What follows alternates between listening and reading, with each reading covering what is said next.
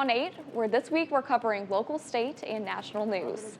Well, a trade agreement with Japan is now official. President Trump signing an executive order Thursday, which puts into place an agreement that was established back in July. Now, it includes 15% tariffs on most Japanese imports, and the agreement means Japan will purchase $8 billion in goods from the U.S. That includes corn, soybeans, fertilizer, ethanol, and sustainable aviation fuel. Rice farmers will likely see the biggest boost from that deal, Japan importing 75% more rice than before the deal was reached. Well, the U.S. Department of Agriculture expects farmers to make more money this year compared to last. Livestock owners are likely to see big gains, selling cattle for 15% more. Now, government payments to farmers have also gone up thanks to aid from the American Relief Act. And on the other hand, crop farmers are expected to sell their grain for about 2% less. Now, overall, total farm expenses are expected to increase. Well, in Illinois, corn farmer says Brazil's tariffs are hurting their ethanol sales.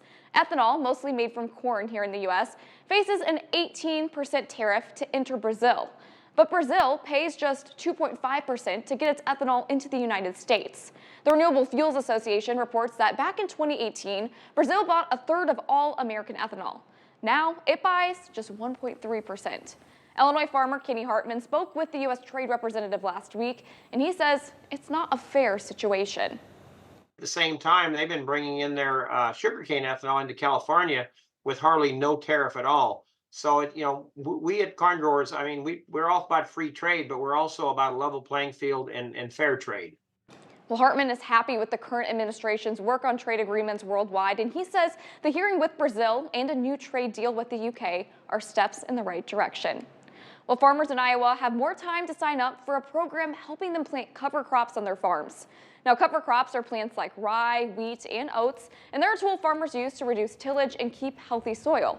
The Iowa Department of Agriculture and Land Stewardship is putting aside more money for the program, and they say it's seeing record demand. Farmers planting the crops can get up to $30 per acre, and the program covers up to 160 acres per farmer. Well, the new deadline is September 18, and you can contact your local USDA office for more information.